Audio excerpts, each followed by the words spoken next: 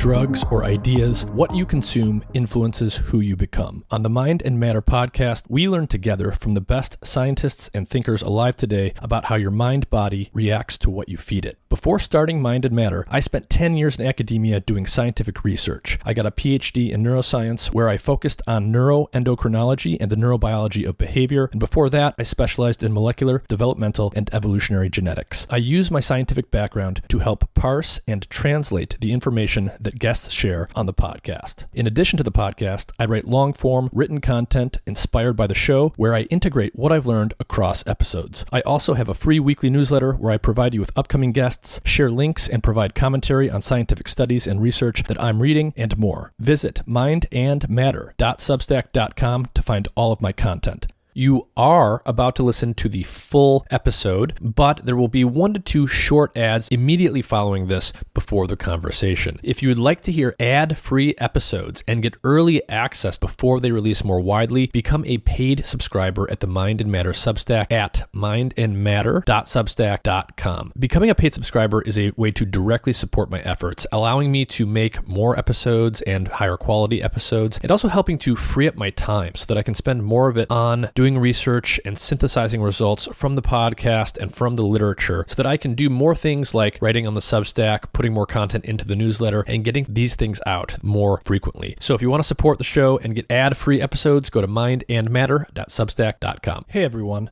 I want to take just a minute to tell you about a really cool health monitoring device I've been using called Lumen. It's a handheld, pocket-sized device with a sleek design. The Lumen device measures CO2 levels in your breath, which allows their technology to determine the extent to which your body is burning fats versus carbohydrates. Lumen helps improve your metabolic flexibility, your body's efficiency in shifting between using fats and carbs for energy. I use this device in the morning or before bed or after meals or after workouts to track my metabolism. With just a couple weeks of use, I learned a lot about which foods were causing my body to burn mostly fat, mostly carbs, or both, as well as how long I needed to fast and how hard I needed to exercise to promote fat burning. Being able to track whether your body is burning fat versus carbs will help you figure out how your body responds to your lifestyle and whether or not your weight loss and fitness strategies are actually working. Lumen is great for anyone looking to optimize their health for either weight loss or athletic performance. Their easy-to-use app allows you to track your results together with what you're eating and how you're exercising, and it syncs with other devices like the Apple Watch. Click the link in the episode description to learn more and use the code MINDMATTER, MINDMATTER, to get 10% off your Lumen device today. That's on top of the site-wide sale they are currently running, and the Lumen device is eligible to be paid for with FSA and HSA health accounts. Check out the link in the episode description for more info.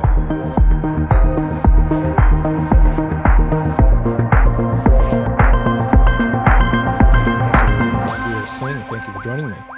Yeah, thanks for having me, Nick. Do you want to just start off by telling everyone who you are and what you study? Yeah, so as you just said, my name is Manvir Singh. I am a professor of anthropology at the University of California, Davis. My research is about cultural traditions that reliably emerge. Why is it that human societies everywhere very reliably, very regularly develop complex cultural traditions with strikingly similarities? So why do we have religion? Why do we have music? Why do we have art? And not only why do we have these broad categories, but why do we also, in particular, have beliefs in supernatural agents, shamanism, beliefs in witchcraft, dance songs, lullabies? It's kind of the original project of anthropology. Why does human culture look the way it does? And in particular, why do we have these cultural universals? And so I use a combination of cognitive science, evolutionary theory, cultural evolutionary theory, ethnographic fieldwork, comparison of large-scale databases. Yeah, so I think like a thread that we'll probably come back to quite a bit here is, despite all of the cultural diversity that's out there, the details often differ radically from one culture to the next, but there are similarities in terms of patterns, both at large scale and at a finer grain scale. And you can draw an analogy between culture and biology, right? I might study a particular bird or a particular beetle, but there are general principles that define how all creatures change and why they have certain core features in common or that serve similar functions, even though the specifics of that particular organism's makeup is different from another one's. For sure. Yeah. And I mean, that's sometimes how I think about my work as a kind of taxonomic project where you are laying out the diversity of human culture, but recognizing these homologous or analogous structures within it or Mhm. among traditions. Yeah. And of course, the analogy runs pretty deep because cultures evolve just like organisms do, and we do inherit, one generation's culture is inherited from the last one, and there are things akin to mutations and all of the things that drive biological evolution. But of course, it's a different kind of evolution, right? It's cultural, and we can talk about what that means. It's happening at a different sort of speed and with a different pattern, but there is, I think, a deep analogy there. For sure, for sure. And I think of cultural evolution as an important force, as an important process by which these patterns emerge. So part of the reason that human societies develop such strikingly similar culture, I have argued, is because of the way that cultural evolution is similar in diverse contexts, which is something we can go into. Yeah, yeah, and of course, culture. We're talking about things that emerge at the level of human behavior and the human mind, and so I imagine that a lot of the similarities in patterns in terms of how things show up in human culture have deep roots in terms of the biology ultimately of the human mind itself. Yeah, yeah, definitely. Um, wait, Nick, sorry, I just wanna, I got distracted because my email client is open, so I just wanted to close that. Oh yeah, go for it. Um, and while we'll sort of have this concept of cultural evolution in general in the back of our minds, but really the focus today is we're going to talk about one core aspect of human culture, which is religion slash shamanism, and we'll sort of maybe have you define and talk about what the similarities and differences are there. Because you've got a new book on the subject, you've done a lot of research on the subject. Before we get into that per se, is religion and spirituality, however you would define that, is that a cultural universal? Is that something you pretty much see in all human cultures in some form? For sure. I mean, it depends on how you want to define it. Um, but I think many definitions of religion, by many definitions of religion, you find it in societies everywhere. And I think probably at its foundation, religion often involves two things. It involves beliefs in supernatural agents and techniques or rituals or practices to engage with them, often for um, some kind of blessing or some kind of benefit. And so those two features you find ubiquitously. I think it's very, very hard to find a society without those. In the intro of the book, you say, I'm just going to read a short sentence here. Say, religion and shamanism too emerges from a dance between tendencies. Our desperation to manage fortune and misfortune, combined with our belief in unseen forces, means that we preferentially turn to the beyond for blessings and salvation. So we've got this problem of fortune and misfortune in life. We've got an inherent potentially belief in unseen forces of some kind, and these two things are interacting. And so with that in mind, what does that mean? What are religion and shamanism? Are they two distinct things? Is one sort of the antecedent of the other, or are they aspects of the same underlying thing? Yeah, that's a good question. So I think people before me or various scholars, there was a tendency historically to treat shamanism as maybe magic and religion as something else. Um, but I think it's very hard to justify a distinction like that. I would say that shamanism is a form of religion. So, like you said, reading back my words, and like I was just saying, we can think about religion as beliefs in unseen agents or unseen forces and practices to deal with them, practices to engage with them, often for the control of fortune and misfortune. Shamanism is one manifestation of that. Shamanism is there's a specialist, they enter non-ordinary states, and through those non-ordinary states, they engage with these unseen agents, these unseen forces, and use that engagement to help you control uncertain outcomes. You're sick, you suspect that it's caused by witches or a crocodile spirit. The shaman, in their rituals, will enter a non-ordinary state, engage with witches, maybe fight them, see them, whatever the form of that engagement is manifold. It can take many forms. Um, but through that engagement, then they assure you that the illness has gone away. So, fortune and misfortune are just a natural part of life. Things happen that are good, that are bad, that are total calamities or total blessings. And obviously, naturally, people are concerned with those things and how they might play out or why they played out the way that they did. So basically, we have this natural tendency to believe in unseen forces of some kind. And so, is it fair to say that a shaman is a specialist within a society who engages with these unseen forces, whatever they may be, through some methods, whatever they may be? And the point is to help people deal with or predict or come to terms with the turns of fortune that come with life. Yeah, I would agree with everything you just said, but I would add the point that the an important feature of the techniques they use is non-ordinary states, or the apparently entering non-ordinary states. So Mm-hmm. yes, they're engaging with these unseen agents. They're helping control misfortune and misfortune, but a critical part of their technique is entering non-ordinary states, altered states of consciousness. So there's an intention. They do it on purpose. They enter non-ordinary states through various means, and this comes up in different ways in different cultures. But that's a key intentional part of what shamanism would include. Yes. Yeah. And so, a lot of, some people maybe have barely heard of this term before. I've had people like Michael Winkelmann on in the past, and this is an area I'm very interested in. I've always been interested in religion and its evolution. But a lot of people who start to think about the subject will often think of shamanism as sort of an archaic form of religion, and then other different or better, or at least more elaborate or whatever, more modern religions evolved from it. So shamanism is a thing that came before, and then other things have come after that that are sort of the next step in evolution, so to speak. And so there, a lot of people would naturally draw distinctions between modern monotheistic religions, say like Christianity, and shamanism, that, these things are distinct to some real extent. But one thing that was interesting is in the introduction of your book on shamanism, you actually have a passage from the book of Ecclesiastes in the Bible. And that passage is that there's nothing new under the sun. Is there anything of which one can say, look, this is something new? It was already here long ago. It was here before our time. So what does that have to do with what I was just asking about? And why do you have a verse from the Bible in the beginning of a book about shamanism? Yeah. So what you just described, this idea that shamanism is this archaic precursor to modern religions, to world religions, is something that I call the Pokemon theory of shamanism. This idea that shamanism, like a Pokemon, evolves from a religion, like a Pokemon, evolves from the simpler, primitive form to something more complex.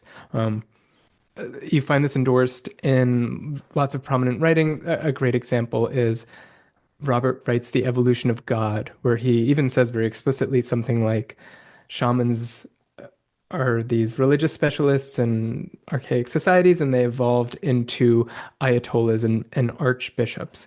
And so the purpose of that quote is really what the thesis of the book is, which is that shamanism is not something confined to far off, archaic, small scale societies, but instead is a facet of human culture that reliably develops ubiquitously. It was probably the nature of the earliest religion, but it manifests constantly and in the world around us. And so, if we think about the history of Christianity, for example, I think one story could be that Christianity maybe superseded shamanism. But as I argue in the book, I think a much more intellectually honest way of understanding the relationship of Christianity and shamanism is that instead within Christianity, there has constantly been a tension between a centralizing force that is anti-charisma, anti-trance, anti-prophecy, anti-divination, and another force, a very shamanic force, that is in favor of these, that is pushing for this more experientially vivid Hmm. engagement with the supernatural. And a lot of Christianity is you have a splinter group that is very shamanic, and then that splinter group starts to institutionalize, starts to centralize, and it destroys those shamanic elements. And then you have it again, and you have Mhm. it again. So instead of thinking about one evolving into the other, I think a better way of thinking about it is that there is often this cyclical competition between Wow. shamanism and Yes. authority, Yes. between charisma and Yeah. centralization. Yeah. Well, a couple of things that are coming up when you put it that way is the concept of mysticism. So shamanism or shamanistic manifestations of a religion would be, if I'm right here, it would be the practicing of a religious tradition in a way that is more mystical, that is embracing these non-ordinary states and things like that. And the other thing that comes up is that it's probably more decentralized in a way. So you're describing a competition between two different social forces, two different ways of organizing people, such that one of them will want this more decentralized mysticism, non-ordinary state way of doing their spiritual stuff, and the other side wants to centralize authority and minimize the role of that mystical experiential side. And these are just sort of two flavors or styles that any religious can be expressed in, maybe.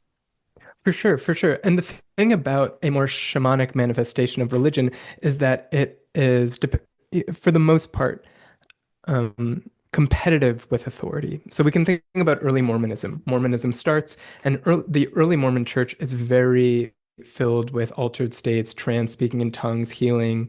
But then there is a turn against it. So an interesting example is Brigham Young. Brigham Young started out very into these trance states. He felt like it was an echo of the earliest church, but then later in his life, he thinks the Mormon church should not condone it, should not permit it. And the reason is that once you have other people who can experience the supernatural, who can prophecy, who can channel God or whatever kind of supernatural agent you have, then that is competition. That is an alternative source of doctrine, of creed. It's an alternative religious authority. And so by delegitimizing trance, by saying that other individuals cannot enter trance and cannot have this particular relationship with the divine, you centralize authority in a figure like the Mormon prophet or a cardinal or a bishop. Mm-hmm.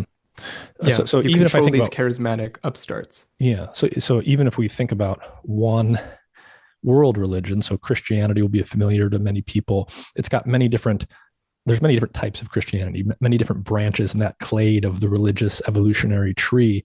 And something like, say, that, when you think of, say, the Pentecostals, they speak in tongues and dance around with snakes and go into altered states on purpose.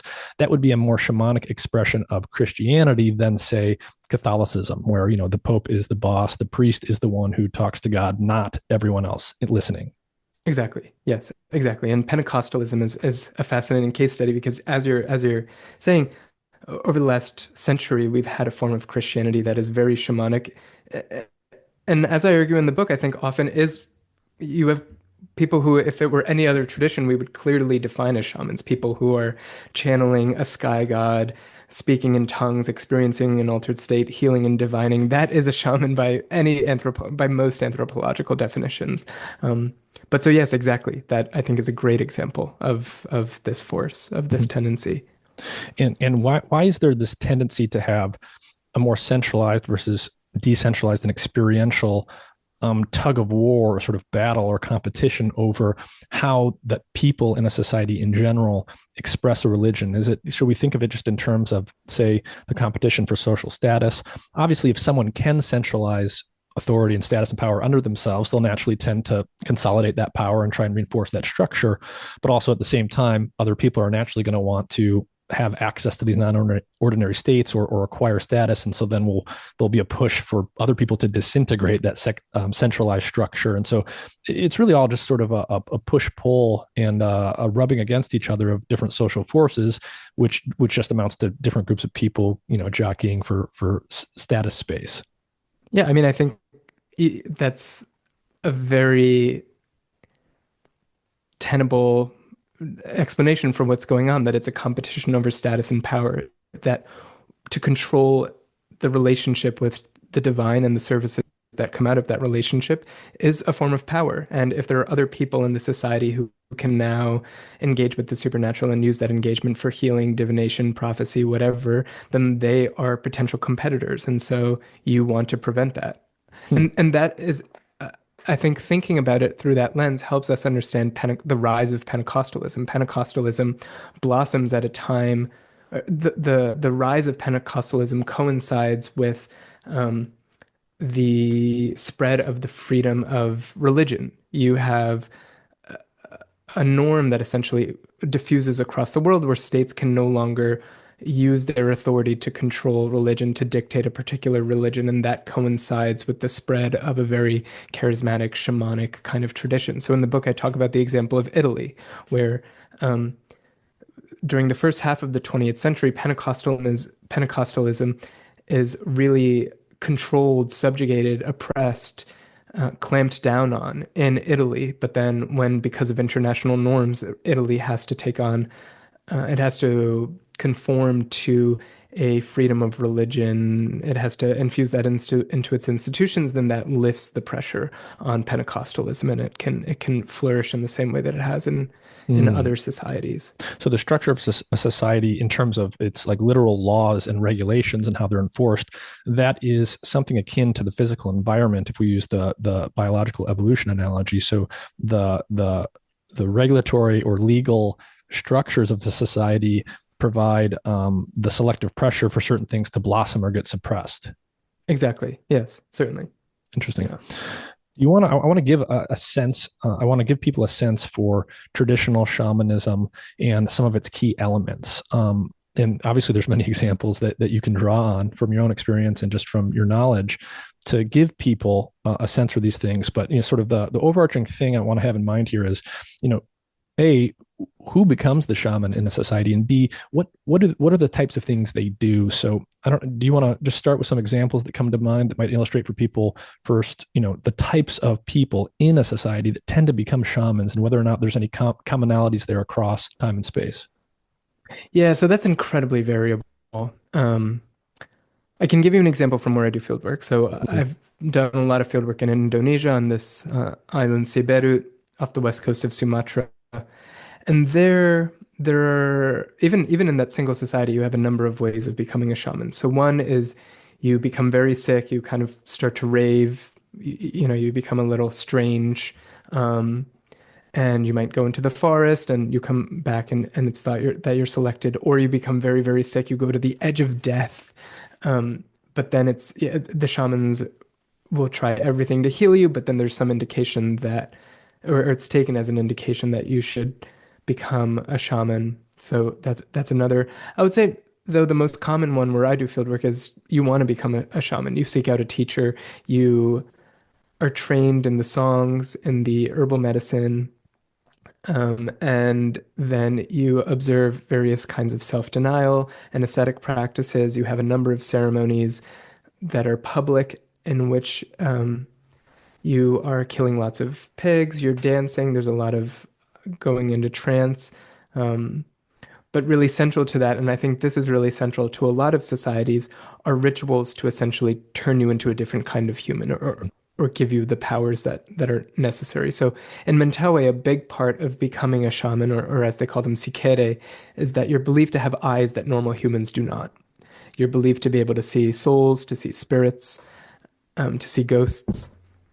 And so a bunch of the shamanic initiation involves the magical treatment of your eyes, giving your eyes this special power.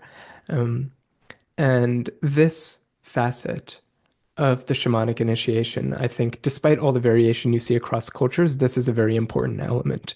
Um, So, the so ways whether that, whether or not something happens to you that was outside of our control, you fall ill literally, or you almost die, or you just raise your hand and sort of say, I think I might like to become a shaman. um, Somehow, some way, something happens and there's an initiation process you have to do, or certain things have to happen to you, and then you become this different type of person within the society. yes, exactly. So I think even when well, it depends on, so I think very frequently, a part of the shamanic initiation involves some kind of practice to promote a sense that you have powers that normal people do not, and that is through you essentially becoming a different kind of human, or you having different body parts. Mhm. So the examples are, again, they take many forms. Australia has these really striking examples, Aboriginal Australia did, where it was said that initiates would be taken into the desert. They would cut them open, they would open them up, they would replace their skeleton with a different skeleton, or they might put crystals inside. Death and rebirth initiations or death and rebirth ceremonies are common. Um, Yeah, but Mm. something happens, and it's Yeah, all something happens that yeah, fundamentally transforms you, that there's an yeah, essential transformation. yeah, and this kind of thing pops up all over the place at all points in history, even in nominally secular societies, right? Where there are parts of our culture where some people do something and then they're changed into this other kind of thing. You go through a graduation ceremony after finishing medical school, and now you're this special kind of person, literally in this case, a healer. But we can think of many, many examples, even in the modern age. But this is sort of the motif for whatever reason. Someone has to be initiated into this, and that involves doing or experiencing certain things, and then they either have skills or knowledge that they didn't have before, and that the other people in the society don't have. You're somehow special or different now. Yeah. The way in which I would draw a distinction between a graduation and a lot of shamanic initiations is that for a lot of shamanic initiations, there is also a sense of why this person has fundamental abilities or powers that we don't, that other people do not. So it's not only about knowledge, but it's essentially about Mm-hmm. powers. And so an analogy that I draw in the book there is actually in CEO slash tech culture, where there's a lot of insistence on really severe and in many ways kind of shamanic practices, self-denial, even like psychedelic regimes or infrared bathing or whatever. Mm-hmm. Um, a lot of the narratives that you find there, I think in particular about self-denial. Self-denial is something you find in a lot of shamanism. To Yeah. cultivate your powers, you have to deny yourself food in some kind of particular way or sex. And then you see the insistence on strange dietary regimes that often involve self-denial. Um, you have very similar intuitions that by engaging in this kind of self-control, you are cultivating abilities, you are becoming a different kind of person, and that allows you to do things that normal people cannot. It allows you to, Hmm. it increases the likelihood that you can produce the miraculous or the superhuman. Yeah. And I think you find it because people have that intuition. They have the intuition, if I deny myself, then I cultivate these abilities. But they also have the intuition that other people will think that I have special abilities or that I can do better things, that it kind of builds this charismatic Yeah. persona if I engage in Yeah. these practices. Yeah, and there's many examples we could point to this very day, but one that comes to mind as you put things out that way was, famously Steve Jobs, the so-called reality distortion field. He was thought to just have this charisma. No one knew exactly what it was, but it was some kind of special sauce. And he did kind of do weird diet stuff and things like that. But in our own culture today, right, he's viewed as this person that was just different, special. It had something akin to magical powers. Right, right. Forgetting the person who's the Theranos person. What was her name? Oh, Elizabeth Holmes. Elizabeth Holmes. So Elizabeth Holmes, I think, is another great example where both she engaged in a weird dietary regime. She presumably just had green juice, which, as far as I understand, you cannot actually subsist on. That doesn't Um, no. but then there was also a lot of narrative. I remember the New Yorker piece that first about her described her. I think it was a quote from like Henry Kissinger or someone who described her as a ghost or Mm, ghost-like. She learned Chinese in high school. It was all of these things about not only her having these special abilities, but she almost being a different kind of being. right, right, and you see that popping up all over today. A very good example, I think, right now, in this moment of culture, is someone like Brian Johnson, the "Don't Die" guy, and he's becoming this the supposed healthiest person in the world, and he's doing all of these weird and different things, including that involve aspects of self-denial. And despite the claims and transparency, there's a lot of secrecy there. Like the exact protocol, the exact knowledge pool that everything's being drawn from is, in our modern parlance, it's proprietary information that only he knows or his company knows. But it's this shamanic notion that this person has this sort of secret knowledge, and he's doing these rituals or these things, and thereby becomes a different kind of person.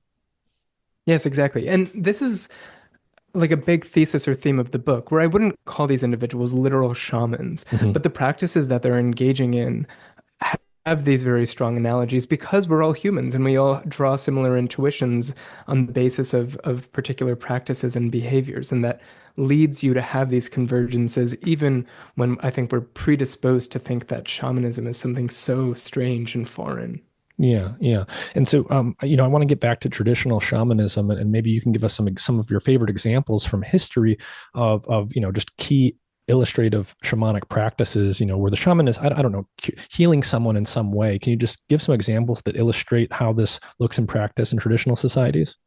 Yeah, so very often you have it concerns illness. I can give examples from different parts of my fieldwork. So if we go back to Mentawai, you have these cicadae, and so now they've gone through these. Which is where? So Mentawai is in Indonesia off the west coast of Sumatra. Mhm. If any of your listeners are big surfers, they'll know the Mentawais. The Mentawais are these big surf spots. I call the islands Mentawai, the Mentawai, because that's closer to what the Mentawai say, to what the inhabitants say. But anyway, um, so there, they almost a big part of what they deal with is illness. And then there are different models for illness. Oh, you're sick because you broke a taboo. Oh, you're sick because the crocodile spirit is attacking you for not sharing meat. Oh, you're sick because you ran into the forest spirit after you cut a tree.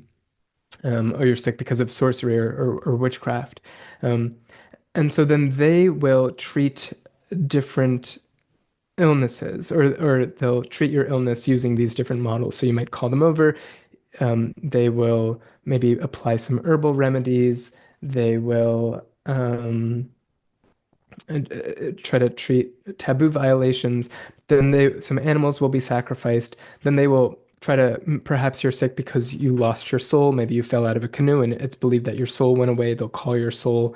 But the paradigmatic, the quintessential practice among the Mentawai is something called Lajo Simagre, and it happens at night. And so throughout the day, they've been doing all kinds of different healing practices. Animals have been sacrificed, but now the night starts. And then they will dance. Someone will take out python skin drums or lizard skin drums. They will heat those next to the fire, and then they'll play those. And then the shamans will tr um, kind of trot around in circles. They will drum to the sound with their feet, kind of like a tap dancing, and then they will enter trance. It will be believed that people's souls and good spirits are coming to the dance floor. Um, these are good for healing. If I lost my soul and that's why I'm sick, then my soul is coming back to my body. But as those are approaching the shamans, then they're entering trance. And then this can go on all night. They will dance, but at some point they will stop dancing, and then other people will dancing, and it will go from a healing ceremony into a celebration. Um, and this is something I found so striking in Mentawai, or among the Mentawai, where I think I had this impression or intuition of healing as something that's often somber and solemn. Hmm. We're sad, and there is some of that, but it is also very celebratory. It's a lot of people coming out, they're feasting together, and then the shamans are dancing and they're healing you, and they're healing in a way that is very theatrical. Other people are entering trance, and then it's a party, and then everyone is staying up all night. They're drinking coffee, they're trying to stay up.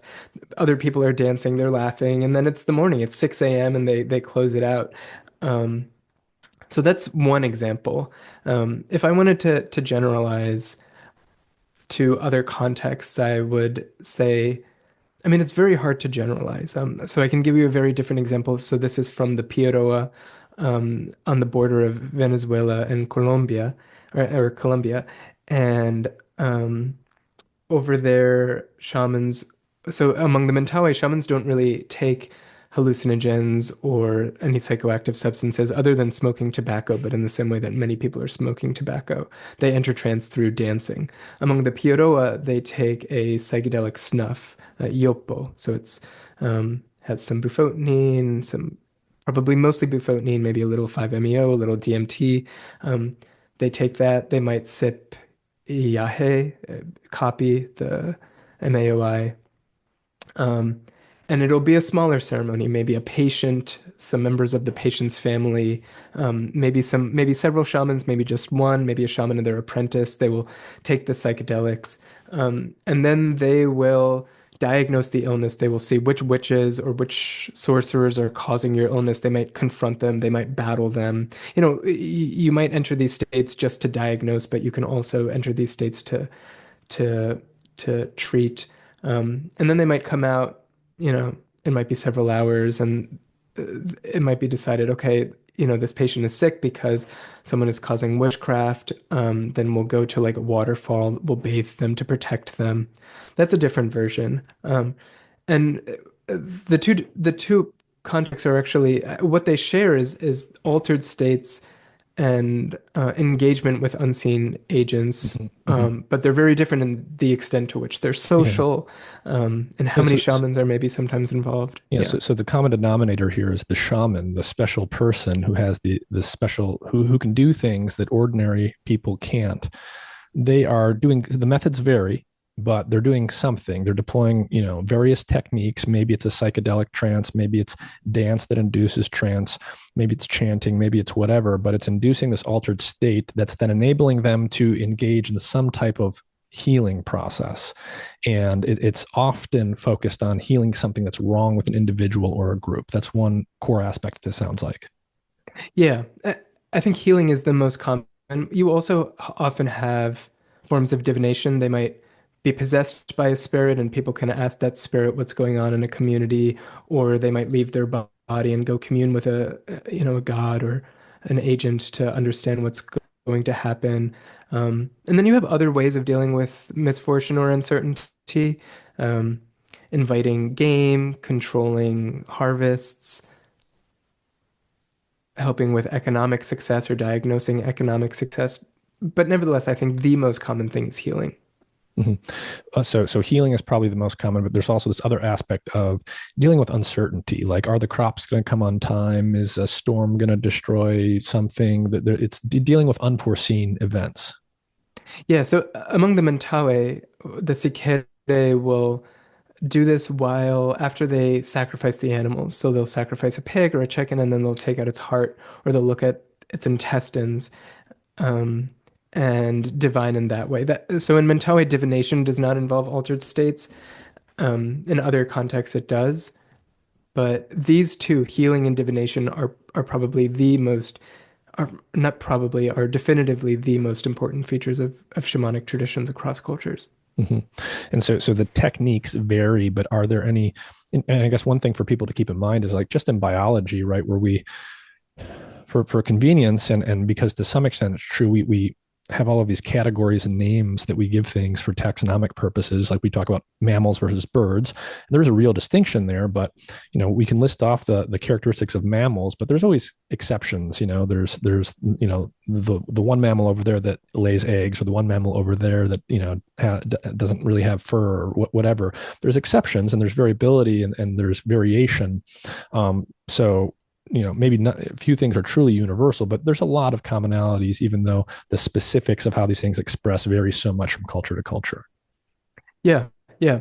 I- And I would say, so the three defining features that we put forward at the beginning are found in all shamanic traditions. They're what define it: engagement with unseen realities, altered states, services like healing and divination. I don't know if we mentioned that when defining it, but yeah, so those you find everywhere. You do find other commonalities, and I can quickly just list some. Yeah. Um, so, asceticism, self-denial is a common one. Dramatic initiations that are believed to fundamentally transform the initiate. Beliefs or an expectation that they have other special powers. So, shamans everywhere are believed in some way to engage with unseen agents, but then they might also be believed to fly, to transform into animals, to have some control over fire. Um, so yeah, that is another one. Are they usually Um, are they usually are they usually considered to be higher status? And is it always a small minority of the people in a traditional culture who are shamans? Great question. I would say they're often higher status, but they might also be liminal, like someone who's more liminal. In Mentawai, they're quite high status. They're understood to be very attractive. Um, and then your second question Is it was, always is it always a small oh yeah, is minority it of a small people who number? become shamans? Are they truly special, or can sort of anyone or a large number of people potentially become a shaman? It's very variable. So you'll have some societies where a single person might be a shaman, but then you'll have groups like the Kung San. the Jutwansi, one of these so-called Bushman people in the Kalahari, former hunter-gatherers, where many people would be believed or would have the capacity to enter trance. It was still believed that there are some individuals who are particularly good healers, but the Jutwansi are an interesting example because shamanic power was much more egalitarian. So I would say it really runs the gamut. Hmm. I would say, nevertheless, that the Jutwansi are a bit exceptional, that for the most part, I think it's more constrained. It's not that everyone has this ability. Mhm. And so, non ordinary states, this is always a part of shamanism, but the specifics around how that's happening vary quite a bit, it sounds like. How common is the intentional ingestion of psychoactive substances? So I believe you said you had Winkleman on here. So from what I recall, Winkleman and I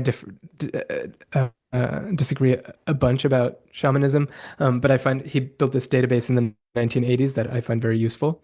And so, according to Winkleman's database, if I recall correctly, about in half of societies, trance practitioners use psychoactive substances in uh, in trance states. And so that's very broad use, marijuana, opiates. I forget if tobacco was in there, other hallucinogens. So yeah, I would say roughly, according to that data, roughly half of society's shamans are using psychoactive substances.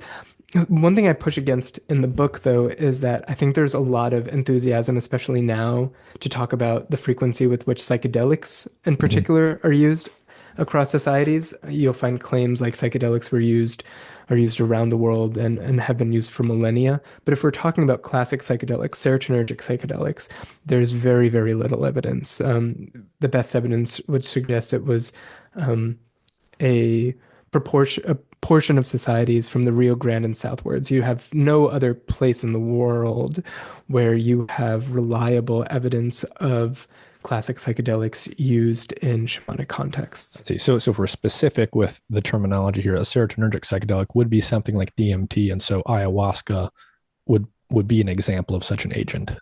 Yeah, ayahuasca, Yeah, peyote, these but snuffs. yeah, but some of these other psychedelic or psychedelic like substances that might be used around the world. Maybe iboga would be an example we could talk about. They're not serotonin. We can go deep into the science. I don't think that's our purpose here, but people have used psychoactive substances of various Yes. kinds. Quite a lot. It's not always the case. That what I'm sort of taking away from you is that the shaman is always going to enter into non-ordinary states for his or her purposes, and they'll probably use whatever tools and techniques are at their disposal in that particular part of the world. Yes, right, exactly. Dancing, darkness, seclusion, um, and psychoactive substances, sometimes drumming. Mhm.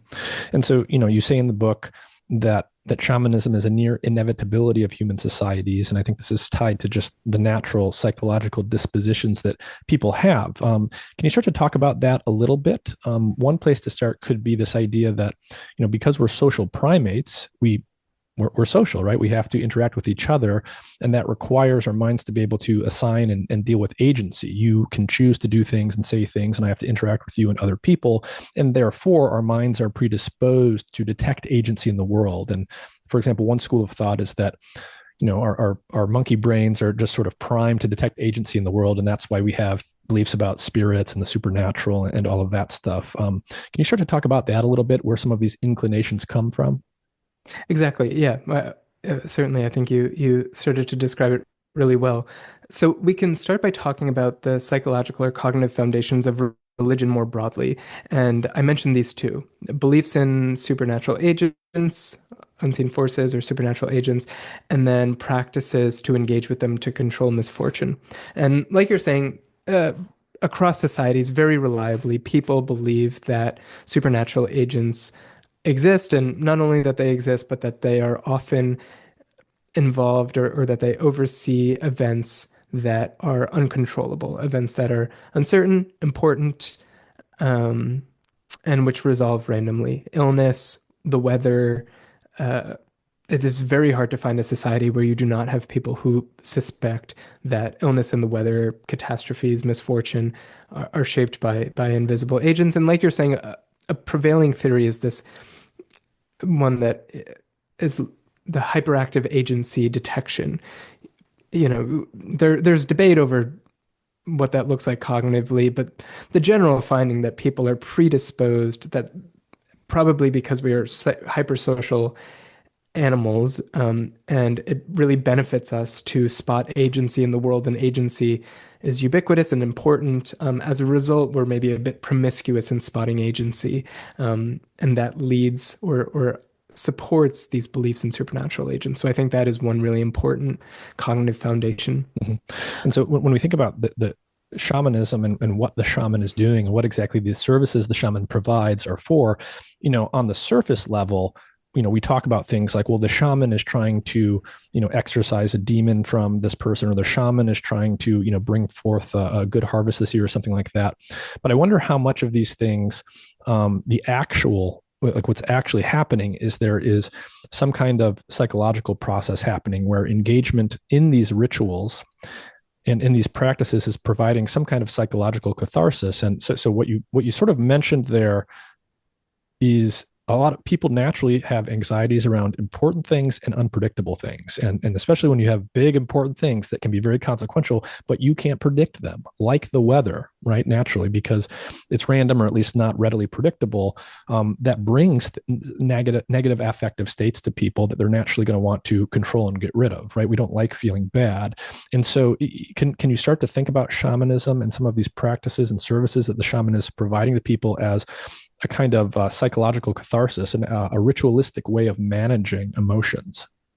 Interesting. Yeah. So we can start with the observation, which is that people very often will engage in rituals or practices to control these uncertain outcomes, important and uncontrollable. This is magic. This is superstition. And so then the question is why. And so you're articulating one hypothesis, which is that they relieve anxiety. That when confronted with events that are very consequential and important, but over which we have no control, it makes us feel better. It alleviates our anxiety if we are at least doing something. If we are at least trying out a rain ritual or whatever.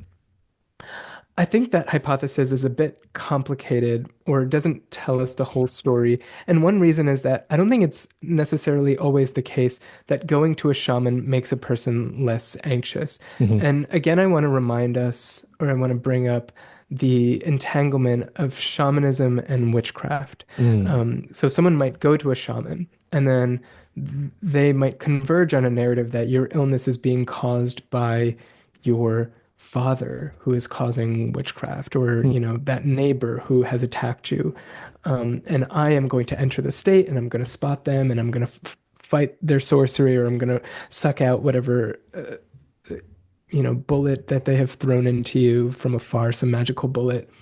Now you'll come out of that and you might feel better, or you might feel like the source of that illness has been removed, but you at the same time will potentially come out and be distrustful of social intimates, of Mm-hmm. a family member, of your neighbor. Mm-hmm. But And so it's not, the shaman is in, it sounds like the shaman is basically in the business of providing narratives to people to structure their beliefs about what they experience. or I would say that they co-create them. Mm-hmm. So, the shamanism is contributing some, the shaman is contributing some, the patient comes with their own expectations or understanding. And it could also be the case that they cycle through, Mm-hmm. Mm-hmm. okay, it But might be yeah, A, but let's try A didn't work. through these practices with, in consultation with the shaman, there is a structuring of someone's beliefs about the world so that they can navigate them one way or the other. It's going to influence how they interpret events and what they think is going on, and therefore how they behave with other people. Yes, yes. And it's often agent-centered explanations of misfortune, which I Mm-hmm. think are very cognitively sticky. Um, so another way of viewing why people engage in these rituals is what we might call a bet hedging theory, that Hmm. that the potential benefit is quite high. I don't get sick. The rain, we control when rain comes, and the potential cost compared to that benefit is relatively low. My mother survives versus I go to a shaman and sacrifice a chicken. That is a very small cost compared to this potential benefit. And sometimes when I do engage in this action, that benefit does occur. And so there are people who argue that um, our psychology has evolved in such a way that we are predisposed to use low cost interventions to try to influence high stakes outcomes, especially when we sometimes get confirmatory evidence, because if you have that tendency on average, you will find useful causal Yeah. relationships. Yeah. So, like, yeah, maybe this psychology sustains superstition, but it also actually allows me to stop myself from eating important food or, Hmm. you know, Yeah. otherwise drawing I, causal connections that yeah. are I mean, I useful. wonder if there's something here too where establishing a ritual, doing a set of things a particular way, um, in virtue of what that, if you're engaged in ritualistic behavior, you're doing a sequence of behaviors in a particular context, right? That's going to put you in a brain state that's different than if you're just, if you don't have that kind of ritual, you don't have that consistency, and so it could actually have performance effects.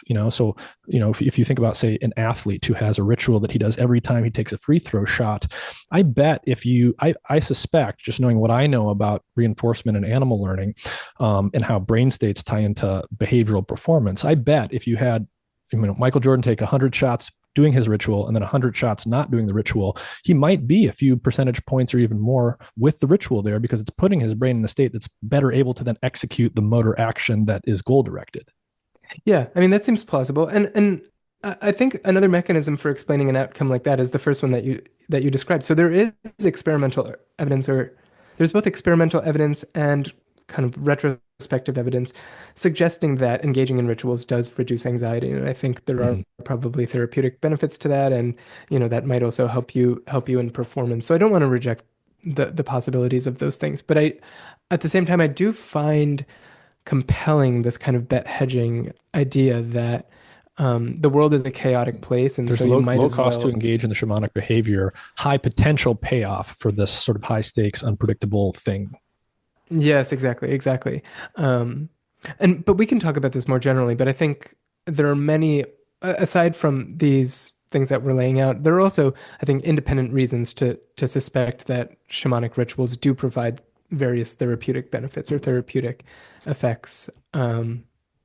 Which also might further sustain people going to them. At the same time, I think they're also potentially costly in a number of ways. I wouldn't want to monolithically frame them as therapeutic and beneficial. We talked Mm-hmm. about the witchcraft, but I think there are other potential benefits that might sustain them Mm-hmm. or that might contribute to people continuing to use them. Can you talk a little bit more about this competition between centralized and decentralized expression of spiritual practices? And are there certain conditions that favor a more shamanic expression versus a more centralized one, or vice versa? Yeah, I think it's how much power can you centralize? And so you could see this in Polynesia. There's great work on Polynesia where you can see the trade-off between, or the competition between chiefly power and shamans. So in parts of Polynesia that have very strong chiefly power, you see very few shamans because chiefs are not only secular authorities, but they were also divine authorities. Whereas in parts of Polynesia where chiefly power could not extend, so the farthest parts of the Hawaiian archipelago or other parts of Hawaii, and in those contexts, you would find more shamanism. I'll say that it's not always the case that centralized authorities quash shamanism. They will also sometimes try to domesticate it. So you Mm, see this in the history of Japan, yeah. where in Japan you have mediums known as miko. They're shamanic mediums. They are possessed, and then in their possession, they might heal people or prophecy. And Buddhism has had a long competition with the miko. Um, the Miko is a very compelling, experientially powerful, locally attractive means of getting healed and engaging with the divine. And so ultimately, what Buddhism did was domesticating the Miko, bringing the Miko into the Buddhist fold. You put them at the temples, you weaken it, you remove its Mm. power. Um, So, and so, so then so, you, yeah. So when power centralizes, to the extent power is centralizing an individual or a group, they'll naturally want to keep or grow that power. And part of doing that means dealing with your competition. And so one strategy to deal with ascendant forms of potential power that you don't want to challenge yours is to quash it, to deal with it directly and bluntly and even violently. But there are more subtle and gentle ways that certain cultures have certain forms of centralized power in some cultures have dealt with this competition problem. yeah, yeah. And some cultures have said that trance and altered states are no longer legitimate. Hmm. Others have said that only a couple individuals can enter trance or altered states. You know, we want to centralize shamanism in particular places. There is an interesting implication, though, of a lot of this where in very hierarchical societies, you find women actually very often becoming shamans. Hmm. And the argument has been that in those contexts, there's a lot of control over religious expression. But then for two reasons, women can kind of open up a local space. One is that the women are very often treating women, that a lot of this competition is going on essentially in the world of men. And so you have these women possessed cults where you have women shamans who yeah, are often treating women. But then the other is that the form of shamanism that you find is one where you often have kind of violent spirits coming into people and those people developing relationships where they come to control them. And that maybe in societies where certain individuals tend to be subjugated or oppressed more, that creates an opportunity for them to have a relationship with spirits that powerful people cannot, if you know what I mean. Yeah, yeah. Um, I yeah. mean, so on the theme that there's this sort of cyclical tendency because you've got effectively competition between two kinds of forces, one is centralizing and one the more decentralized or shamanic force, whatever you want to call it.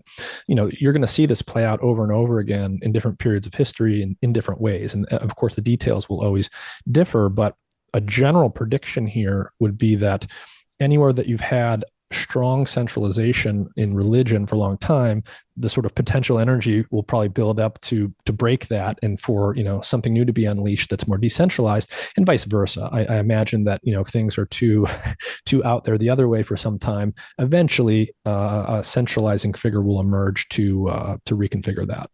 Yeah, yeah, exactly. And you see this even in the history of Christianity. Christianity starts off a very charismatic and ecstatic tradition. I mean, the day of Pentecost is people speaking in tongues. You know, Paul is always writing about the gift of tongues, the gift of prophecy, the gift of healing. But then over the first century, you have a turn against charisma. You have the centralizing of religious authority in the bishop. But then you even have in the second century AD, new upstarts. You have this movement called Montanism, which is a charismatic kind of shamanic religion where you have trance prophets and you have competition then between the bishops and the new church and the Montanists. It's something that Christianity has experienced throughout its history from the beginning. I mean, Shakers and Yeah, Quakers are right, defined right. Just on the the split basis of, between of being ecstatic, I being mean, the split shaking and between being quaking. Catholicism and Protestantism seems to fit here, right? The Protestants were the people that didn't want all the authority concentrated in, the popes and the bishops, and they wanted to talk directly to God and read the Bible directly. It's so you do see this basically everywhere you look. This type of tension. Right. Yeah. Yeah. What about very very early Christianity? Jesus himself, the basis for Christianity was Jesus a shamanic character in some ways? Yeah. So this is something I talk about a bunch in the book. And I did not get to that part, but yeah, so in short, maybe without um, spoiling too much, I argue that there are many reasons that we should suspect not only that Jesus was a roughly shamanic character, but that he was probably quite literally a shaman. hmm, Um, the most difficult thing I'll admit, and I'm not the first person to put forward this claim. There are a number of scholars who have argued that Jesus was probably possessed and potentially entered these altered states. I would say the hardest thing to demonstrate using the Gospels, for example, is that he entered kind of ecstatic, altered states. And so in the book, I go through some evidence for why it's at least reasonable to suspect that. can you give us a But basic sense for that? Why might you suspect that? okay, so I think there are a number of reasons. One is that the Eastern Mediterranean, we knew that the Eastern Mediterranean was a very shamanic place. The Hmm. Hebrew prophets, um, I think there's good reason to conclude that the Hebrew prophets were a good number of them were shamans. We know that the Greco-Roman world had shamans. I mean, the oracle at Delphi was Hmm. very clearly a shaman, someone who's possessed, and in possession is engaging with probably Apollo and then divining. I mean, that's a clear shaman. So we know the Greco-Roman world was shamanic. We knew that the Israelites probably were shamanic. We know that Mesopotamia had these prophet figures who divined in altered states, probably very Hmm. shamanic. Hmm. Um, And so just I at its suppose even, basic, oh, I yeah. suppose even in the absence of direct evidence that, Jesus would have directly entered into non-ordinary states. Whether or not that's true, this is certainly a case where you're talking about a charismatic individual talking directly with all of the people outside of the confines of the formal power structure that that was kind of ruling that society at the time. Yeah, without even getting into the evidence, I think exactly we have a place that was very clearly shamanic, Mm-hmm. or a general cultural region. Um, and we have an individual who's defined by healing and divination and engagement with non-ordinary realities. He's channeling or engaging with the Holy Spirit, he's removing demons, and he's doing that for healing, and he's very often divining. So just on the basis of, if we're anthropologists, and we're just going on the basis of basic inference, I think the starting hypothesis is not that, oh, he's exceptional and peculiar in this way, but that as you would have for most prophet healers in this particular part of the world at this particular time, we would expect them to be shamanic. Um, then there are passages in the Gospels that we can look at, and I analyze a couple following other scholars. Other scholars have analyzed the Gospels and looked for this evidence. I mean, the Gospels are very tricky. They're already coming out at a time past the early Christian church. We would have probably already expected there to be a turn against trance. But nevertheless, there are interesting indications, even in there, where, he's called to heal, um, while healing, is accused of being possessed. A flock of people goes to him. His family and intimates are holding him. Um, Again, these are passages that other scholars have taken as evidence potentially of spirit possession in the context of healing. I'm just following them. And so this is essentially the approach. It's to go on the basis both of textual evidence, but also just the general ethnography of that time and place. Mm-hmm. Mm-hmm. And so I guess, one takeaway here is that it's problematic to think of shamanic religions and non-shamanic religions, because when you look at the history of any given religious tradition, different facets of it, different sub disciplines within it would have had a more shamanic expression and others not. It's this sort of living, moving, dynamic thing. It's not Christianity and then shamanism. Exactly. Yeah. Exactly. Yeah, I taught a class on shamanism last quarter, and I was just looking at materials online, and I found this phylogeny of world religions, and Mm-hmm. so many of the phylogeny of world religions had modern world religions starting in some kind of Pleistocene or archaic time with shamanism. Whereas the alternative is exactly what you're saying. I think that shamanism is an element of religion that you find just manifesting being oppressed. Um, yeah. And it's, yeah, so there's, it's this moving thing. It's one way that any given religion could potentially be expressed, as opposed to other ways it could be expressed. You talked in the book about, you had a line in the beginning where you said you've chased modern resurrections of shamanism from Harvard Square to the Nevada deserts. What are you referring to there? Where do we see in today's technological, modern, nominally secular world, in many ways, where do we see these modern resurrections of shamanism? So the two that I'm talking about over there are both very explicitly neo-shamans. So, or strands of neo-shamanism. And these are people who very often identify themselves as shamans. So in Harvard Square, there's the Cambridge Shamanic Circle, so I did my PhD at Harvard, and a short bike ride from campus is the Quaker House. And potentially still now, at least when I was doing my PhD, they would have a shamanic circle. The Nevada desert is a reference to Burning Man. And so in the book, I talk about Shaman Dome at Burning Man. And Shaman Dome actually traces its, you might say, shamanic lineage to the same figures and movement that the Cambridge Shamanic Circle and much of neo-shamanism does today, which is something called core shamanism. It was developed by the anthropologist turned neo-shamanic guru Michael Harner. Um, and so there's a lot of debate over, is neo-shamanism, should we treat that as shamanism? Is it fair to call it shamanism, or is it some kind of corruption, or um, Mhm. mockery of shamanism. Yeah. And so something in the book I try to figure out is by going into these spaces and analyzing them and trying to understand, are they shamanic? Yeah. So you had to go to Burning Man for work. Yeah. Yeah. Yeah. We can say Interesting. that.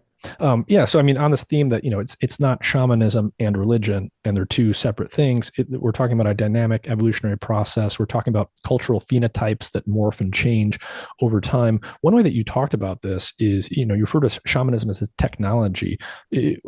What does that mean to think about something like a social technology or to think about cultural technology? Yeah, I mean, I think about shamanism foremost as a cognitive technology.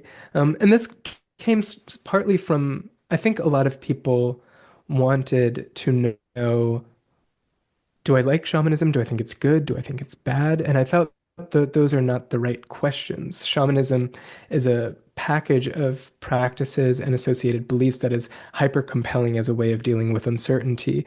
Um, and so I think the best way to analyze it is as a very powerful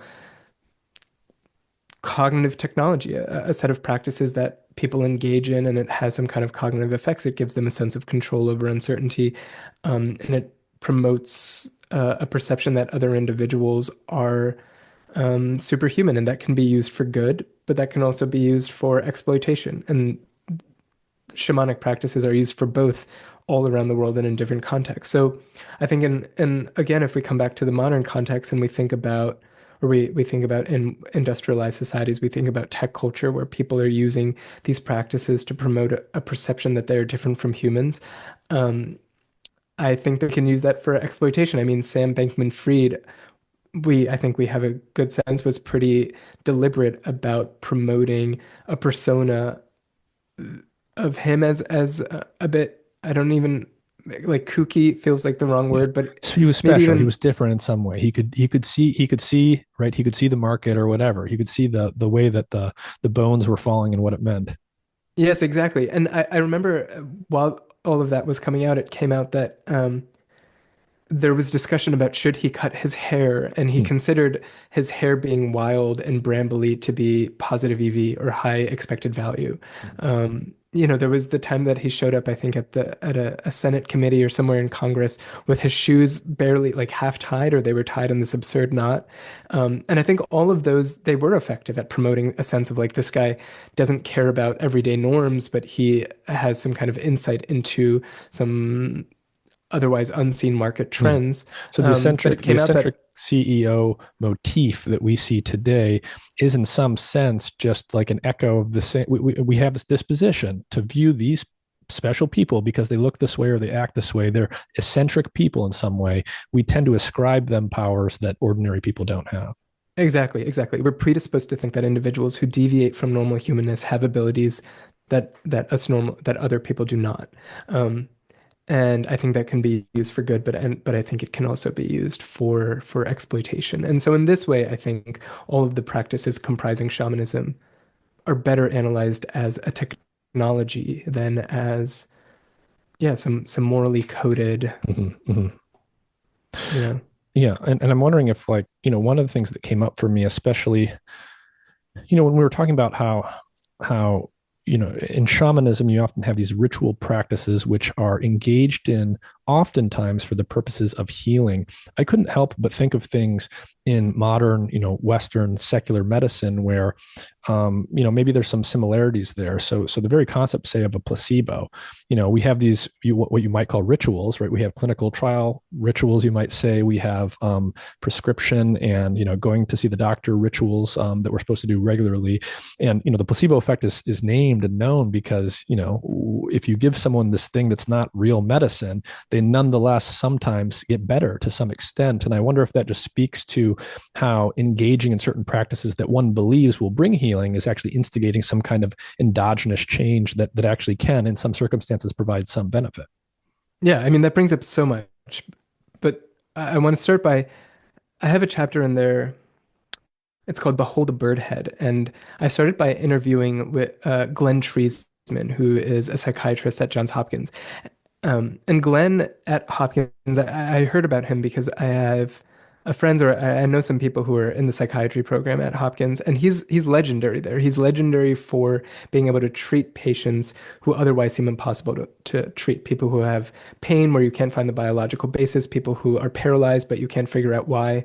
And he considers himself a shaman. He calls himself a shaman, and he views the most important technique in there as performing essentially superhumanist or performing a kind of authority. So he goes in, he co-creates a narrative with his patients. You're sick because something biological happened to you, but I've checked it out or we've treated it, and now I have the power to to heal you. I can be the one to make you walk. He calls it putting on the bird head. He even dresses up in particular ways. He wears like very loud suits. He puts on cufflinks. He really wears up, he dresses up authority in a way that is almost a bit of a caricature. Um, but that's just to say that not only do I think there is an analogy, but I think some people are very aware of it and Hmm. even leverage it. Hmm. Now, Glenn's technique, I don't know if we can call that necessarily the placebo. He's going in there, and what he's doing is he's working with the patient's story about themselves. The patient Yeah. comes in, they say, I am paralyzed, I can't move from this chair, and he embodies a powerful figure who is able to change your story about yourself. And I think a lot of shamans do that. You go to the shaman, I'm haunted by witches, this crocodile spirit is tormenting me. The shaman creates an incredibly vivid sensory experience to convince you that that is no longer happening, and you come out with a different story about Hmm. yourself. I Hmm. mean, this is Yeah. the main This is mechanism by which, but I mean, yes, it's a it's psychedelic assisted psychotherapy. yeah, this is Yeah, psychotherapy, whether it's cognitive behavioral therapy or whatever. It's someone with a skill set you don't have. You go to them as a patient, and they are helping you re-narrativize your life in a way that allows you to just be with it in a different way. exactly, exactly. So I think that's one mechanism that is important in shamanism and which you also find in biomedicine. But then you bring up the placebo effect, and I agree. I think so. You highlighted belief that people go and they believe that they're being treated and that they'll get better. One thing I read about in the book, though, are open label placebos. Are Mm, you yes, familiar with yes. open labels? Yeah, but Yeah, and describe this so for people because some won't know it, and it's worth knowing. yeah, so open label placebo is the idea that I give you a placebo and I tell you that this is a placebo. So the famous study is by Ted Kapchuk. It's with irritable bowel syndrome patients. Ted had already published an amazing paper showing strong effects of placebo for irritable bowel syndrome. But then when he looked at the interview responses from that first study where it was blinded, where people thought they were getting a treatment, he found that a lot of people did not expect to get healed. They would say things like, I Mm, don't know if I'll be healed. I don't know if I believe that this is going to work. But nevertheless, he found the effect, and that inspired him to actually check, well, how important is belief here even in the first place? And so yeah, then he ran this very well-known open blind study. There have been a number of, or the open label study, and now there have been a number of others since then. And the general finding is that even if you tell people that what they're taking is a placebo, you will still see a therapeutic yeah, effect. yeah.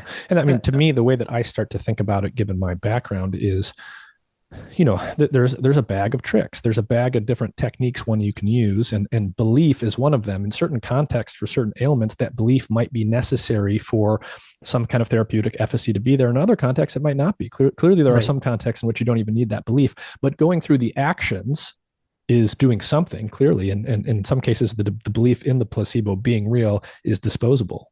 Right, right, exactly. And I think it's worth remembering that there are many ways in which the human mind is indifferent to the reality, non-reality distinction. I mean, Mm, fiction is a great example. We become obsessed with characters, we think about them all the time.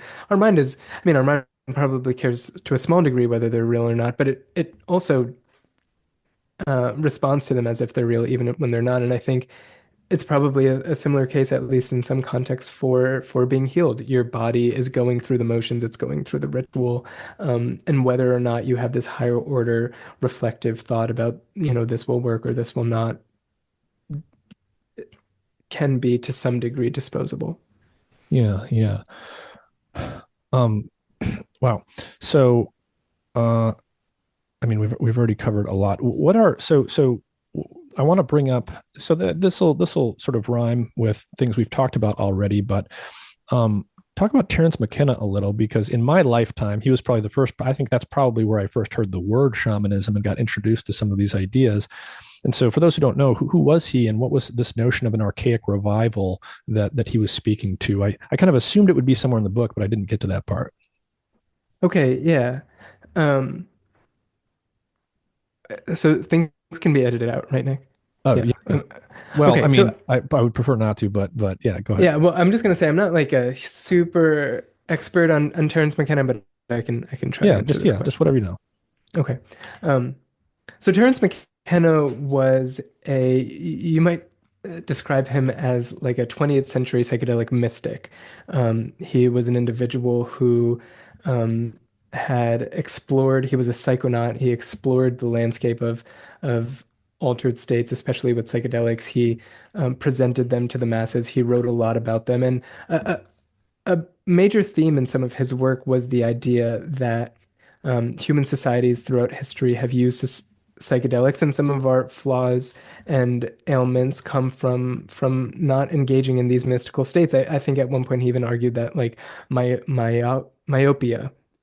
I think at one point he even argued that myopia might be a consequence of not engaging in psychedelics as frequently. Now, Terence McKenna, I think, was um, in many ways a um, a stupendous ambassador for the psychedelic experience, for democratizing information about them, for introducing these to the masses. But I think his work did come with some mischaracterizations about the diversity of shamanism and Mm-hmm. about the role of psychedelics in it across societies.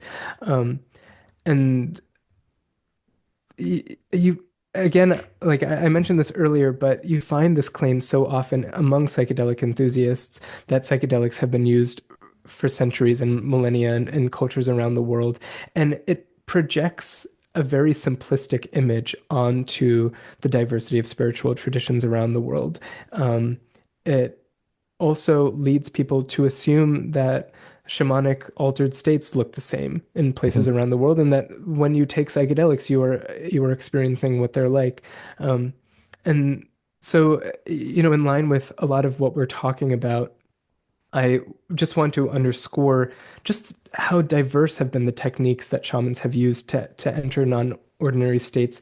And when we're talking about classic or serotonergic psychedelics in particular, just how infrequent they have been. I Mm-hmm. think sometimes human diversity, human spiritual diversity, can be used as an ideological tool to push people's financial outcomes that they want, or to push the broader acceptance of psychedelics. And I'm not against the broader acceptance of psychedelics, but I am against um, caricatures of humanity as a means of doing so. Mm-hmm. Mm-hmm.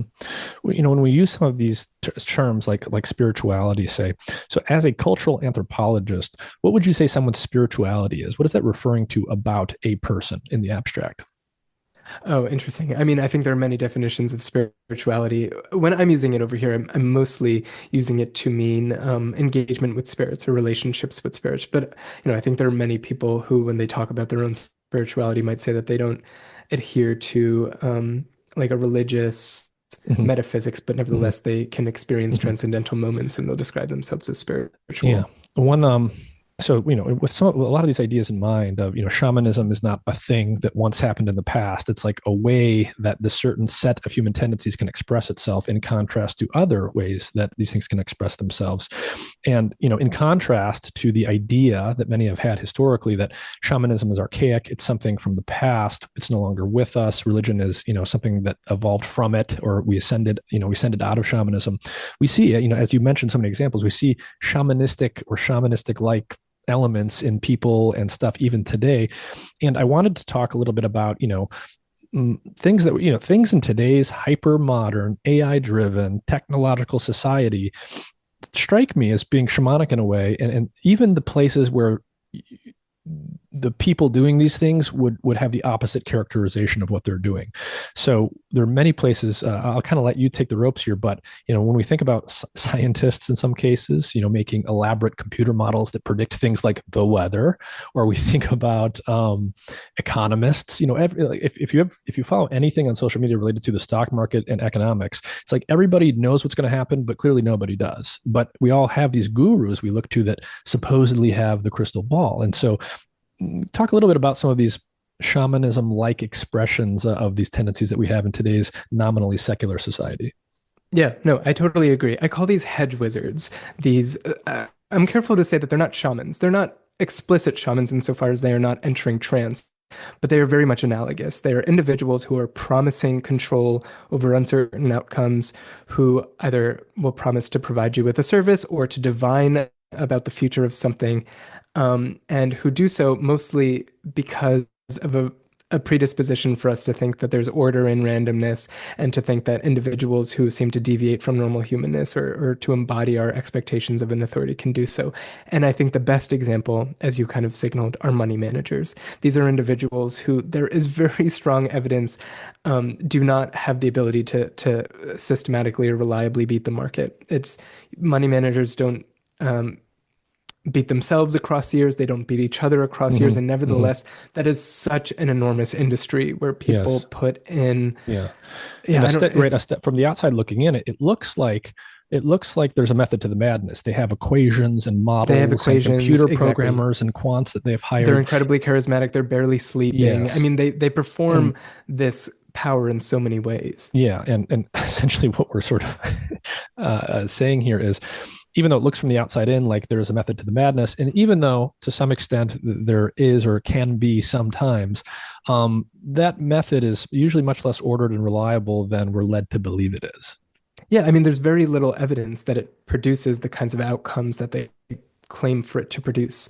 Mm-hmm. Um, and so I think that can it be understood in a very similar dynamic where you have a competition among people who are trying to assure a set of clients that they can control the uncertain, and that competition leads to the evolution of techniques that are hyper compelling. Um, Yeah, but yes, I mean, even in the realm of say science explicitly, I see this type of thing happen all the time where someone says, "My answer is science based." 1, 2, 3, and they've got 10 citations, and indeed there are citations, there are papers, there's evidence that's been stitched together. But someone else will have the opposite interpretation, and it's just as learned. It's got just as many citations to it because you can stitch. It's very easy to stitch together a narrative using these component parts.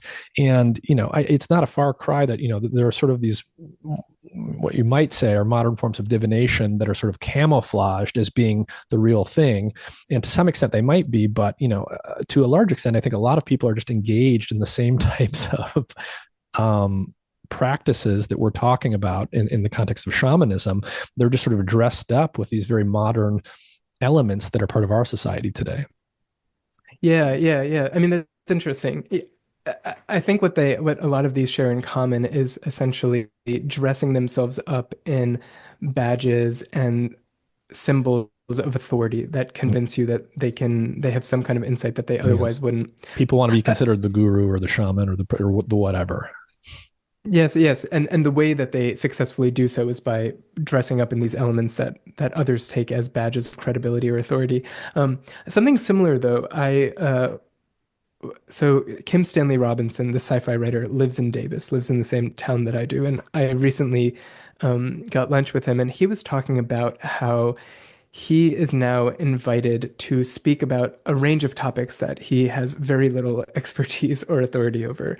Um, and it seems that for him, he has written incredible speculative fiction, science fiction, and that has promoted this sense that he can see the world in a way that normal people do not, and that he thinks about the future in a way that normal people do not, and has led people to seek him out as a kind of guru, essentially, or someone who has some kind of deep insight. So I think there's an incredible hunger wherever you go, um, to be able to control the uncertainty of the world. And we just have an intuition that people who are exceptional in one way probably are the best people to visit. Hmm.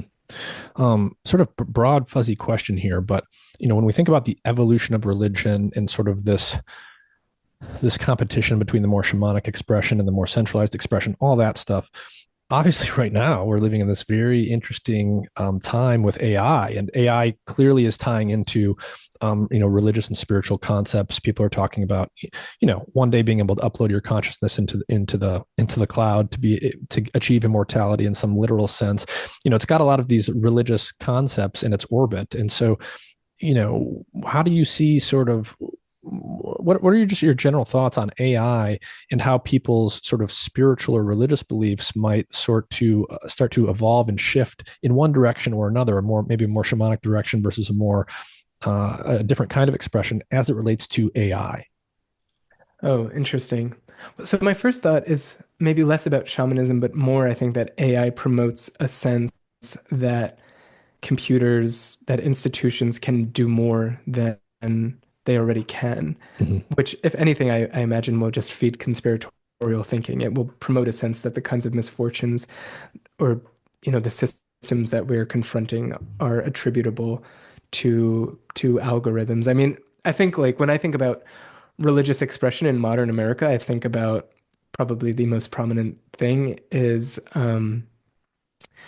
this kind of new mystical Christianity that has elements of the far right, that has elements of QAnon, which is very conspiratorial. And I think the rising power of AI will most credibly feed into that. Mm-hmm. Mm-hmm. How do you see some of the major religions here I mean, you can talk about anywhere, but we're both here in the United States. That's obviously what a lot of people will be most familiar with. How do you see the expression of traditional religions changing moving forward? We take any example you want, but Christianity, for example, do you see it moving a little bit more in one direction or another, given the current cultural context and where you might see us in terms of like where we are in that battle between the shamanic expression versus the centralized? I mean, I think we're definitely on the more shamanic expression right now. American Christianity is super decentralized. It's very easy for new figures to emerge. It's very difficult to clamp down on them. You have a lot of individuals who call themselves prophets. You have Pentecostal, charismatic, evangelical churches that can compete with each other. I think this moment in the United States and around the world is the moment for shamanism and related decentralized religions. Does Um, that set us up with a kind of potential energy for some kind of religious revival in the other direction? It's this recurring theme that I see I mean, history writ large, but in the U.S. as well, where you have these religious revivals where a new expression sort of pops up and things wax and wane.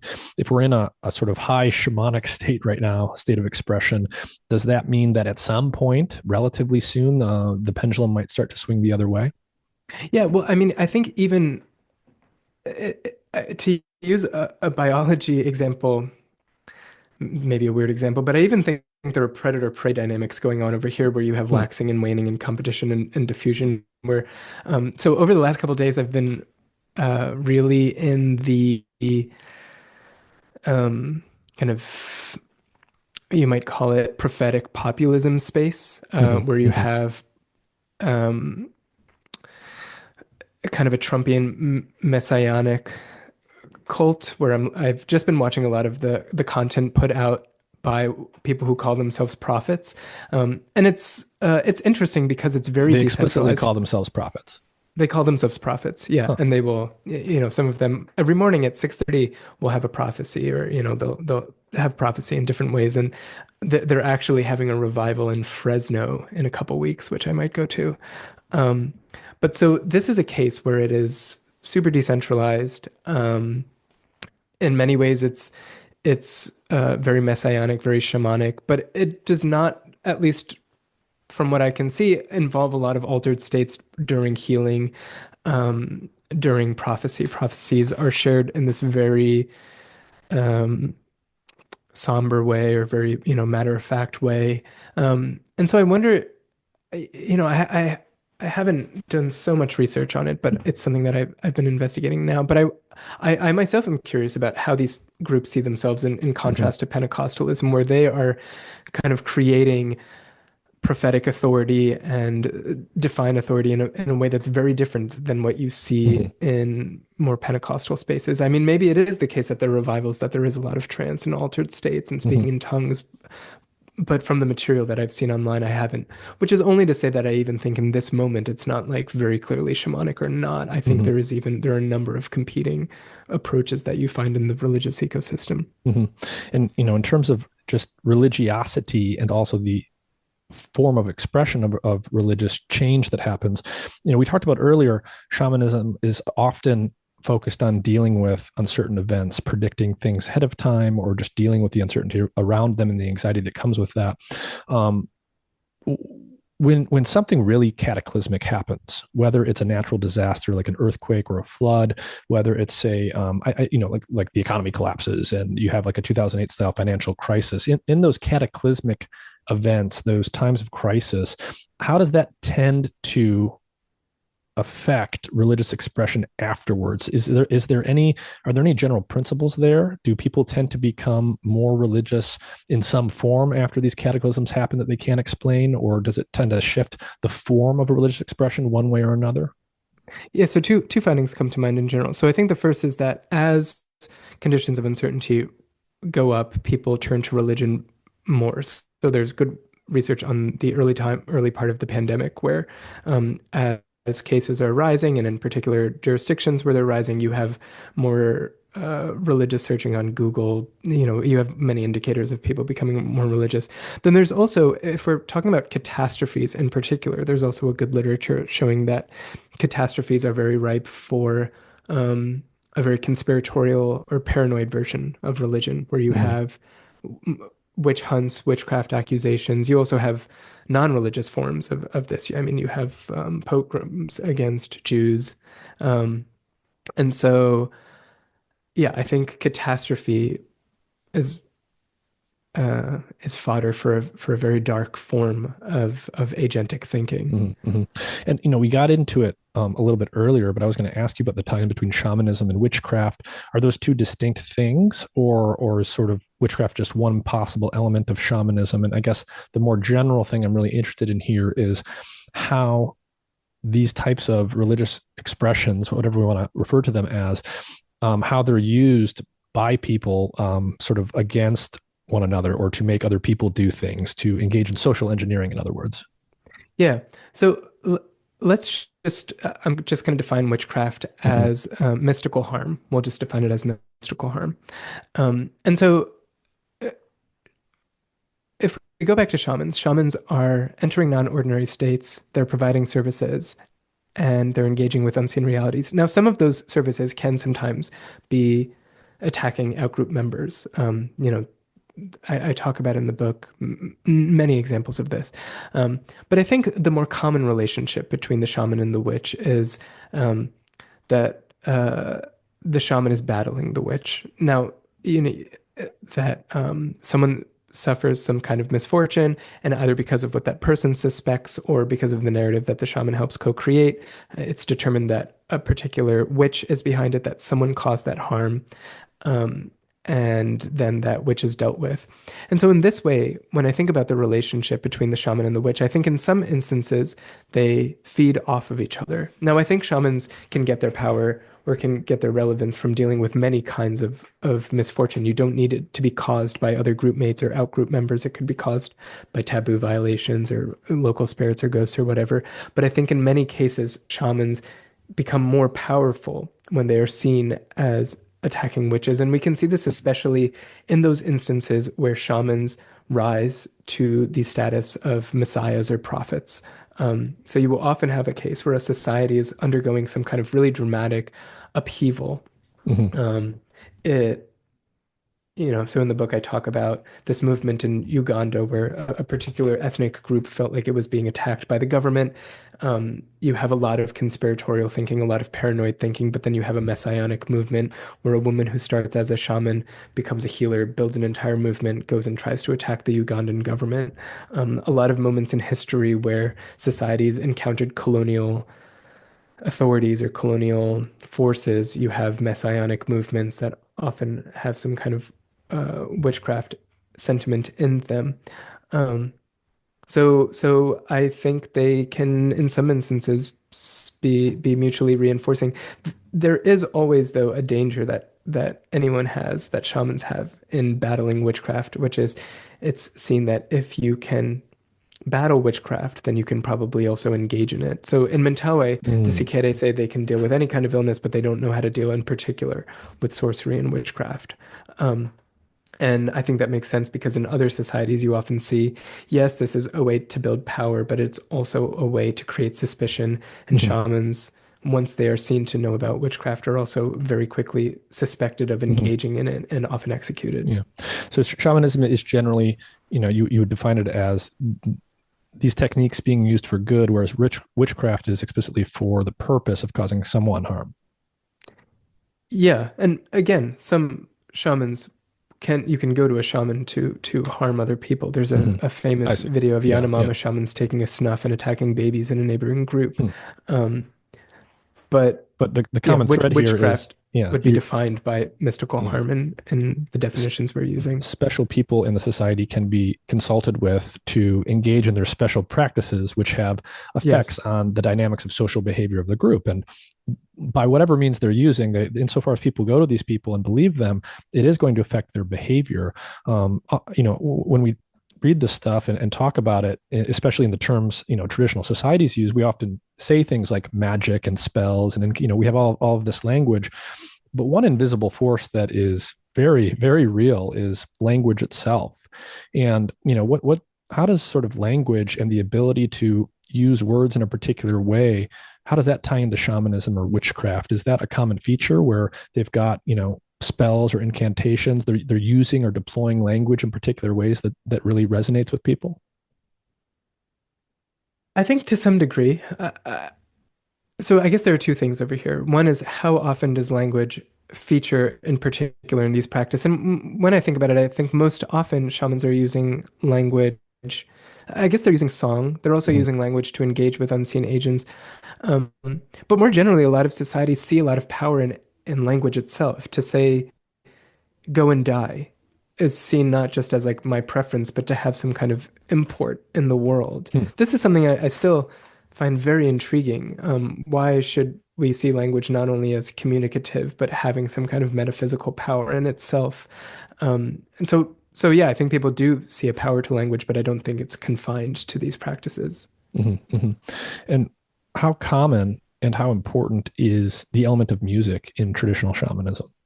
It's yeah, so I don't know numbers, but it's incredibly common and Hmm. very Hmm. important. So even whether you have psychoactive substances or not, um, you will very often have music. And I think the uses of music can be diverse. So you can have music to help induce altered states, but you can also have music, I think, to create essentially a vibe to. So in Mentawe, or among the Mentawe, when they're calling spirits, they have a very particular kind of song, and it's like a it is like a ghostly song. It shifts between a more chest voice and a vibrato. Um, it's an evocative song. Um, so yeah, music is very common. I think there's a lot to study with the role of music in shamanism and religious contexts and altered states and healing. And I actually don't think we know so much. Mhm. What are you working on today in your own research? Um, I'm working a little on shamanism. My main thing right now, actually, I've been working for a couple years on building a big database of myths, folktales, and legends called Anansi. So it's currently 1,500 myths, folktales, and legends. We've collected them from around the world. And the attempt is there have long been many claims about what mythology looks like, about the hero story, about tricksters, but there's actually very little data behind it. And so it's an attempt to say something empirical about how narrative compares in a way that's rigorous. It's also a way of looking at psychology and norms. Um, Hmm. yeah, so that's So, maybe my I mean, big so project if at the you're referring moment. to like the concept of the hero's journey, the famous book, basically you're talking about a more quantitative approach to start to study how narratives differ or have commonalities across cultures. Exactly. There have been innumerable claims about how narratives compare. Um, Joseph Campbell's hero's journey being probably the most famous, but then there are, we have we have seven plots, or plots take a particular form, or there are particular archetypal figures that are ubiquitous. There are innumerable claims, but there's actually very, very little empirical work to back it up. Hmm. Hmm. Is there anything you want to say about the book generally for people? I mean, let's name the book and the date it's coming out, but is there anything, that the book is about that we didn't cover? Anything else you want to get to there as well?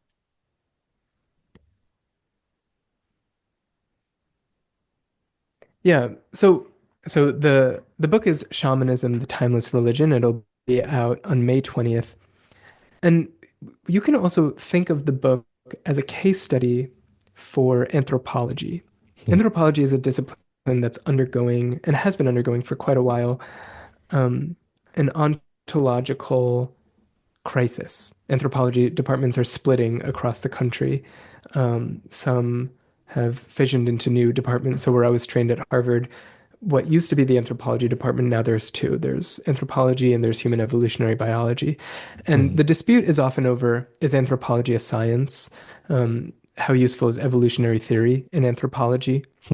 Hmm. How relevant is cognitive science in anthropology? Um, It's the cultural anthropology department versus the biological anthropology department. That's very often what it is. Yeah. In biological anthropology or evolutionary anthropology, so I was trained in a biological anthropology department, and I'm currently in the evolutionary wing at UC Davis, but my work is pretty sociocultural at the same Yeah. time. I study topics that are very sociocultural. And so they're often called sociocultural and biological, but I think it's really over, is this a topic? Is this a science or is it a humanities? Um, and so I get a lot of pushback from sociocultural people about my work. Hmm.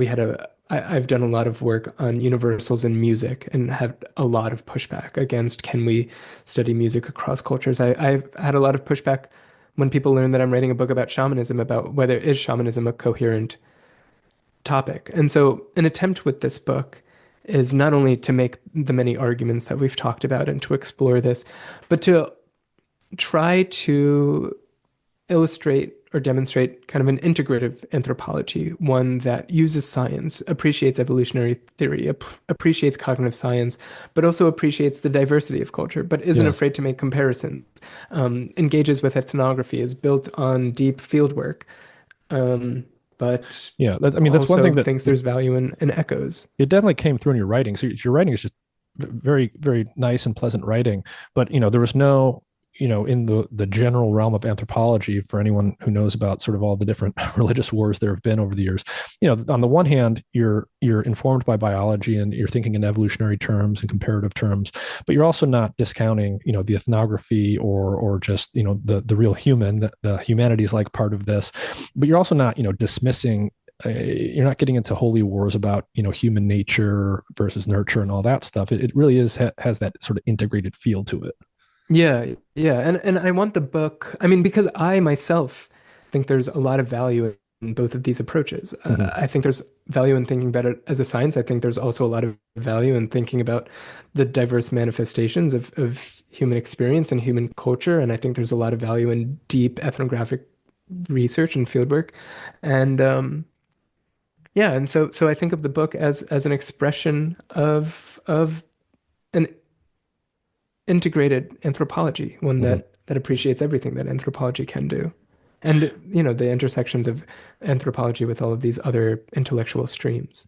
All right. So Shamanism, the Timeless Religion, it's coming out when? May 20th. May 20th, 2025. Um, Yes. so for those of you hearing it before then, probably be a link in the episode description. Otherwise, it'll be out there in the world. Any final thoughts you want to leave us with about this subject or anything that we talked about?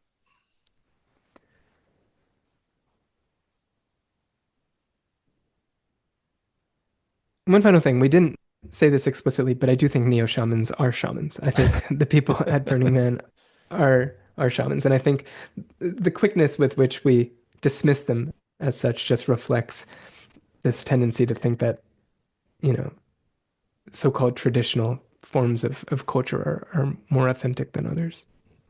All right, Professor Manvir Singh, thank you very much for your time. Yeah, thank you so much for having me, Nick. This was a lot of fun.